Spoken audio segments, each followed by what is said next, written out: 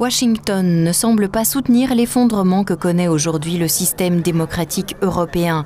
La classification du parti allemand Alternative pour l'Allemagne comme mouvement d'extrême droite et hostile à l'ordre constitutionnel du pays a provoqué une vague d'indignation aux États-Unis. Le vice-président américain a attiré l'attention sur la popularité du parti, l'un des plus représentés en Allemagne. Désormais, les bureaucrates cherchent à le détruire. L'Occident a démoli le mur de Berlin à l'unisson.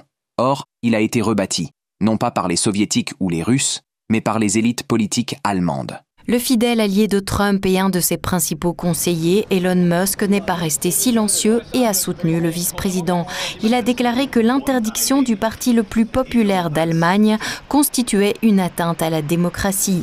Le secrétaire d'État, Marco Rubio, a ouvertement qualifié cette décision de tyrannie et a appelé Berlin à changer sa politique. L'Allemagne vient d'accorder à ses services de renseignement de nouveaux pouvoirs pour surveiller l'opposition. Ce n'est pas de la démocratie, mais de la tyrannie déguisée. Ce qui est vraiment extrémiste, ce n'est pas le Parti populaire AfD, qui est arrivé deuxième lors des récentes élections, mais plutôt la politique migratoire meurtrière des frontières ouvertes menée par l'establishment allemand à laquelle s'oppose l'AfD. L'Allemagne devrait changer de cap. La réponse ne s'est pas fait attendre. Le ministère allemand des Affaires étrangères a commenté la critique exprimée par Rubio, indiquant que la décision avait été prise après avoir tiré des leçons de l'histoire. C'est la démocratie. Cette décision résulte d'une enquête approfondie et indépendante visant à protéger notre Constitution et la primauté du droit. Des cours indépendantes prendront la décision finale. Notre histoire nous a appris que l'extrémisme de droite devait être arrêté. Pour rappel, le parti Alternative pour l'Allemagne et ses membres ont souvent été accusés d'être pro-russes.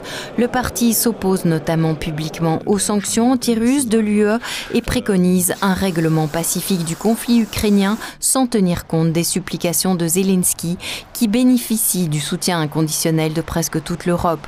Le parti Alternative pour l'Allemagne prône également le rétablissement des relations économiques avec la Russie et envisage en particulier des projets de redémarrage de Nord Stream.